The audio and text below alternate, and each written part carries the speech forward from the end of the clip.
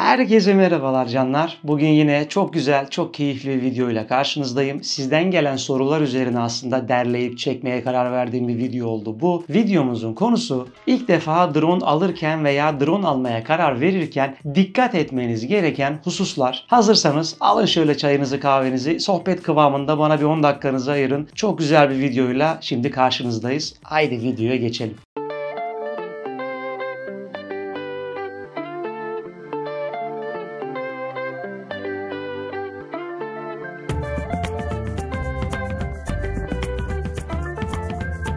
Konuya kısa bir girizgah yapacak olursam. Ben de 2018 yılında ilk drone'umu edinmeden önce şu an sizlerde olduğu gibi kafamda 1000 tane soru vardı. Yani hangi drone'u almalıyım, hangi modeli seçmeliyim, sıfır mı, ikinci el mi, o bu derken ben de şu an videoda size anlatacağım aşamalardan aslında geçtim. Ve amacım benim bu geçtiğim aşamalar hakkında sizlere tecrübelerimi aktarmak aslında. Kanalımın temelinde açılış sebebi zaten isminden de anlaşılacağı gibi meraklı kuş, yani drone'la alakalı, drone'umla çektiğim videoları bir yere stoklama arayışımdan kaynaklıydı. Yani gezdiğim her yerden çektiğim videolar artık o kadar fazla boyut olarak bilgisayara sığmayacak kıvama gelmişti ki ben de bunları hani bir yerde stoklayayım, en azından kaybolmasın, değerini yitirmesin diye YouTube'da Meraklı Kuş ismiyle kanalımı o zamanlar açmıştım. Meraklı Kuş isminin de gerçekten herkes soruyor, herkes merak ediyor. Gerçi ben bununla alakalı her yerde açıklama yapıyorum ama o zamanlar 3,5 yaşındaydı kızım. Drone'u ilk gördüğünde böyle tabii gimbal var, sürekli kafasını falan sallıyor sağa sola. Şey demişti hani, aa baba ne kadar meraklı bir kuş. Oradan böyle aklımda kaldı, hani Meraklı Kuş keyifli bir isim gibi geldi bana. Ve orada o günden bugüne Meraklı Kuş ismi artık bütün sosyal medya kanallarımın ismini almış durumda. Bu kısa dipnottan sonra hemen video konusuna giriş yapıyorum.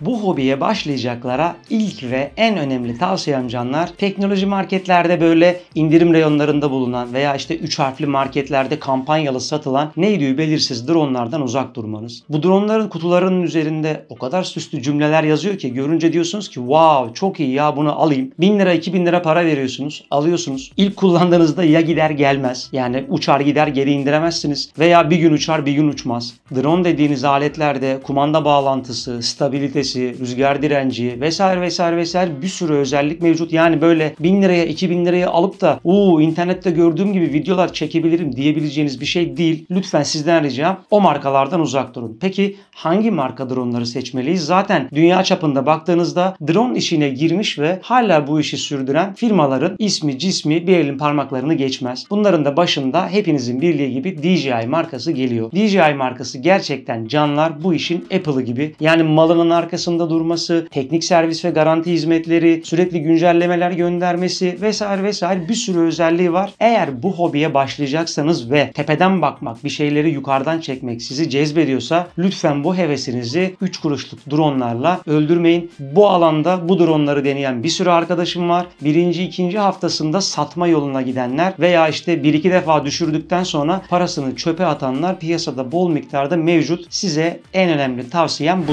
Peki markaya karar verdik canlar. DJI markasında karar kıldık. Burada işte size ikinci önemli soru geliyor. Sıfır mı alacaksınız yoksa ikinci el mi? Çünkü burada daha çok sizin hevesinizi öldürmemek adına işin içine bütçe giriyor. Yani belli bir bütçeniz varsa ve bu gerçekten sıfır dronlara yetmiyorsa gönül rahatlığıyla ikinci el dronlar alabilirsiniz. Fakat güvenilir bir teknik servisten fikir almak şartıyla. Güvenilir diyorum çünkü etrafınıza baktığınızda herkes drone teknik servisi. Fakat gerçekten Türkiye'de bazı illerde özellikle bu işi sayıyla yapan, tertemiz, düzgün bir şekilde bu işi anlayarak yapan insanlar mevcut. Yani eğer ikinci el drone'a yönelecekseniz aldığınız drone'u 300-500 lira verip 1000 lira verip kontrol ettirmek sizin daha rahat bu ürünü sahiplenmenizi sağlayacaktır. Çünkü bu ürün düşmüş olabilir, kaza kırım geçirmiş olabilir, herhangi bir amatör elde teknik servislik görmüş olabilir veya teknik servisi bırakın, herhangi bir kırıkta çatlakta sahibi onu alelade yapıştırmış bile olabilir. Bunlar gerçekten havada, yani sizden 8 kilometre 10 kilometre ötede uçan bir alet için son derece kritik noktalar. Lütfen bu lafımı göz ardı etmeyin.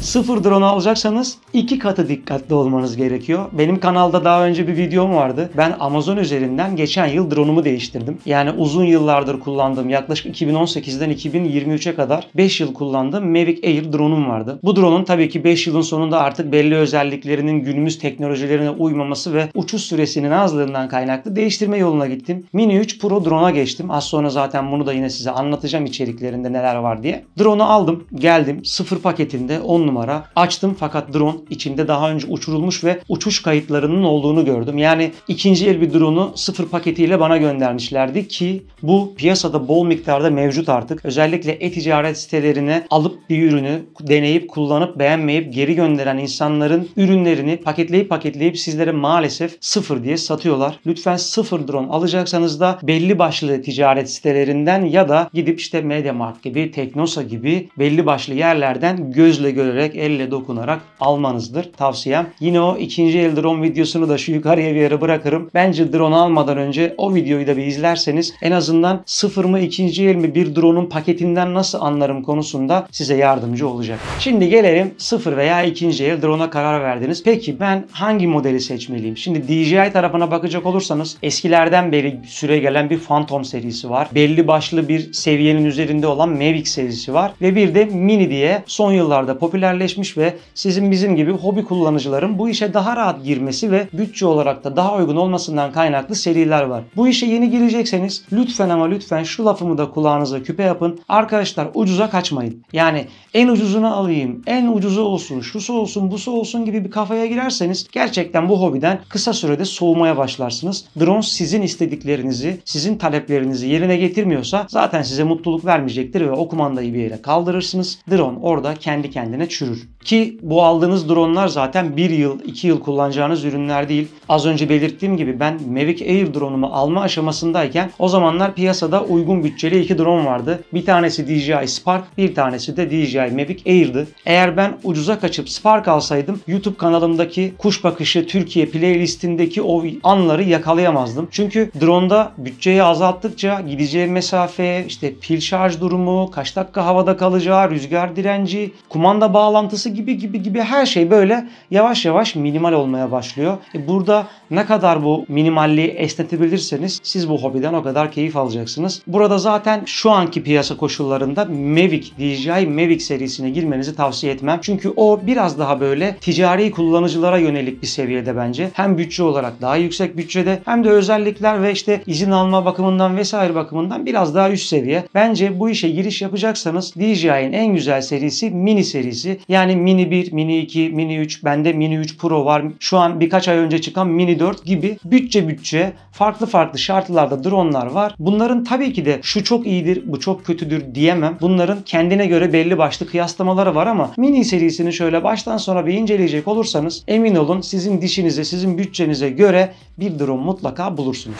Ülkemizde yanlış bilinen 2 tane gerçek var canlar. Birincisi Sivil Havacılık Genel Müdürlüğü web sitesinde yapılan bir drone lisans sınavı var. Sanırım 25 soruluk bir sınav. Yılın belli dönemlerinde böyle WhatsApp'ta, Telegram'da, Facebook'ta falan yayılır. İşte Sivil Havacılık Genel Müdürlüğü'nün drone ehliyet sınavı şimdi kısa süreliğine ücretsiz olmuş diye. Canlar 2018 yılından beri, yani ben o sınava ilk girdiğimden beri bugüne kadar o sınav zaten hep ücretsiz. Ayrıca o sınavın ehliyetle bir alakası yok. Drone ehliyeti başka bir şey, drone lisansı başka bir şey. Siz o sınavı çözüp Sivil Havacılık Genel Müdürlüğü'ne kayıt olarak kendinizi sisteme kayıt ettirmiş oluyorsunuz. Bu aklınızın bir kenarında bulunsun. Gelelim ikinci yanlışa. Canlar bildiğiniz gibi özellikle drone hobisine yeni başlayacak herkesin kafasında şu soru var. Daha doğrusu internette şöyle bir kirlilik var. 500 gram altı drone aldığım zaman her yerde uçururum abi. Öyle bir şey yok arkadaşım. Sen 500 gram altı bir drone da alsan, 500 gram üzerinde bir drone sahibi de olsan mutlaka halka açık yerlerde uçuş yapmadan uçuş izni almak zorundasın. Öyle bir olay yok yani. Benim drone'um 500 gram altı. Zaten bunlar hobi amaçlı oyuncak olarak geçiyor. Bunların sivil havacılığın sitesinde uçuş izni almak için bir buton veya bir bölüm yok gibi bir fikriniz olmasın. Drone'umuz 500 gram altı olsa dahi tabii ki denildiği gibi 500 gram altı drone'lar Sivil Havacılık Genel Müdürlüğü'nün web sitesinden izin alma bölümüne tabi değiller. Yani bizler oraya tabi değiliz. Fakat Fakat bu şu anlama gelmesin. İzinsiz istediğiniz gibi uçarız. Yok abicim öyle bir şey. Mutlaka uçuş yapmadan önce uçuş yaptığınız yerin yerel yönetiminden veya güvenlik kuvvetlerinden belli bir formumuz var. O formla uçuş izni almak zorundasınız. Aksi takdirde özellikle ben Antalya'da yaşıyorum. Yani Konya altında gideyim yazın uçurayım sahili çekeyim veya işte Aspendos'a gideyim o tiyatroyu çekeyim. Öyle bir şey yok arkadaşlar. O tarz yerlerde özellikle insanların yoğun olduğu yerlerde uçuş yapmak için mutlaka uçuş izni almak zorundasınız. Bu da mutlaka aklınızın bir kenarında bulunsun. Çünkü sosyal medyadaki drone gruplarında da üyeyim ben. Orada da mutlaka her hafta birkaç defa bu soru geliyor. Yani yeni üye olanlar hemen atıyorlar. Ben drone pilotu olmak istiyorum. Drone siparişi vereceğim. 500 gram altı alınca her yerde uçabiliyormuşuz. Uçamıyorsunuz arkadaşlarım. Bu da aklınızın bir kenarında bulunsun. Drone'u aldınız diyelim. Karar verdiniz. Kapınıza geldi. Kutusunu bir heyecanla açtınız. Şarj ettiniz.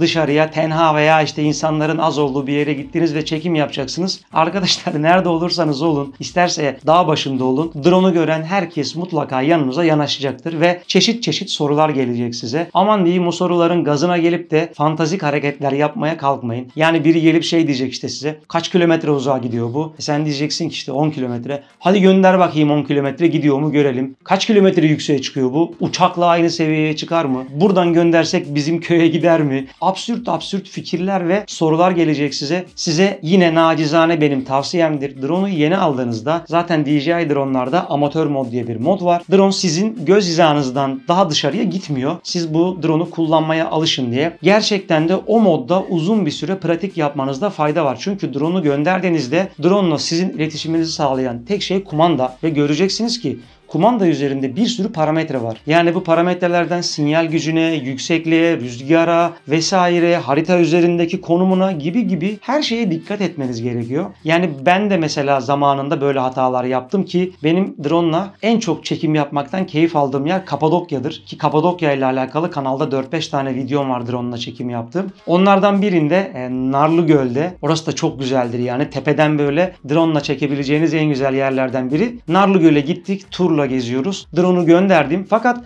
böyle drone benden yükseldikçe belli yerlerde kumandada görüntü böyle donmaya başladı ama ben tabii çok umursamadım. Ya dedim hani sinyal azalıyordur, belki bir sıkıntı vardır diye. Fakat arkama döndüğümde gördüm ki kocaman bir trafo binası var. Arkadaşlar bu tarz yüksek gerilim hatlarının olduğu yerler drone'la sizin aranızdaki sinyali koparıyor ve drone bir süre sonra benim kontrolümden çıktı ve gölün diğer tarafına inmeye başladı. Her yer kar, yani diz boyu kar ve drone ya karın içine inecek ya da suyun içine. Tabii beni aldı bir heyecan, panik oldum, ne yapacağımı bilmiyorum, sağa sola koşturuyorum falan. İşte o olayı kazasız atlattım fakat o olay benim için çok güzel bir ders oldu. Yani drone'un huyunu suyunu bilene kadar, ona alışana kadar, panik anında ne yapacağınızı bilene kadar, gerekirse bununla alakalı belli başlı basit denemeler yaparak, yani diyelim ki drone'un bağlantısı gitti gibi gördünüz. O drone sizin yanınıza nasıl gelecek, eve nasıl dönecek, bunun parametreleri ve şartları neler, bunlara alışırsanız eğer ondan sonra drone'unuzu gözünüz rahat 10 kilometre, 15 kilometre ileriye gönderebilirsiniz. Çünkü herhangi bir sıkıntı olduğunda o drone'un nasıl bir yol izleyeceğini bilirsiniz. Drone'lar zaten havada ömrü boyunca kalabilen cihazlar değil. Herhangi bir tehlike anında ya olduğu yere iner ya da size gelir, size en yakın yere iner. İşte bu bilinçte olursanız hiçbir sorun yaşamadan, hiçbir kaza kırım yaşamadan sorunsuz bir şekilde drone hobisiyle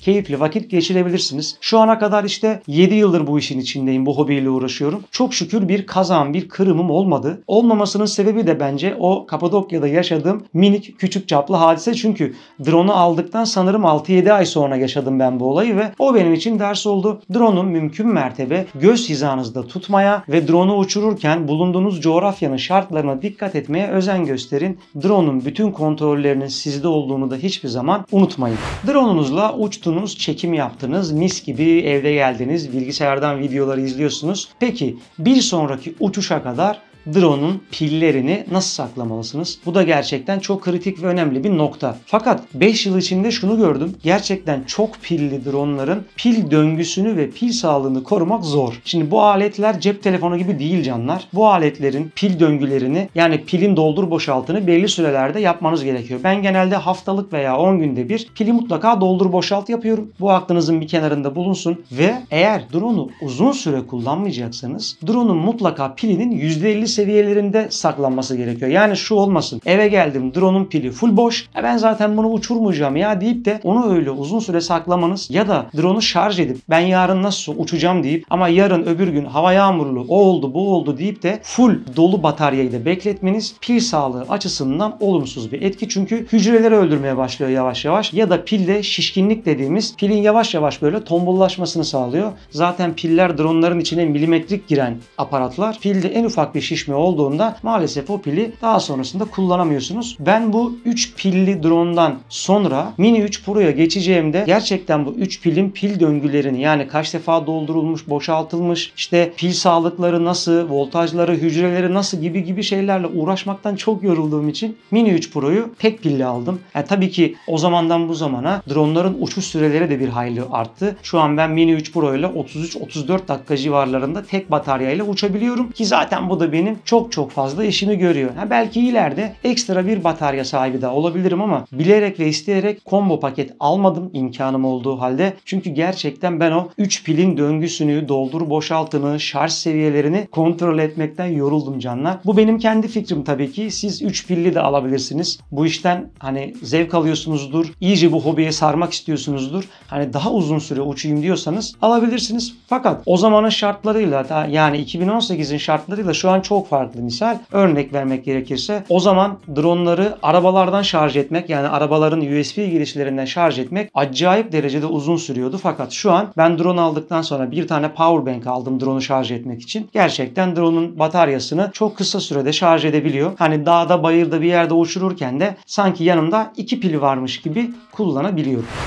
Evet canlar. Biliyorum böyle bazı yerlerde lafı uzatmış olabilirim ama bu hobiden gerçekten benim gibi keyif almak istiyorsanız, uzun yıllar drone kullanmak ve güzel hatıralar biriktirmek istiyorsanız videoda anlattığım hususlara dikkat ederseniz sevinirim. Yine drone ile alakalı, almayla, işte karar verme aşamasıyla alakalı sorunuz ya da fikirleriniz olursa ister yorumlar bölümünden, isterseniz de Instagram adresimden DM'den bana yazabilirsiniz. Sorularınıza cevap vermekten mutluluk duyarım. Şimdilik bir sonraki videoya kadar kendinize çok iyi bakın canlar. Görüşürüz.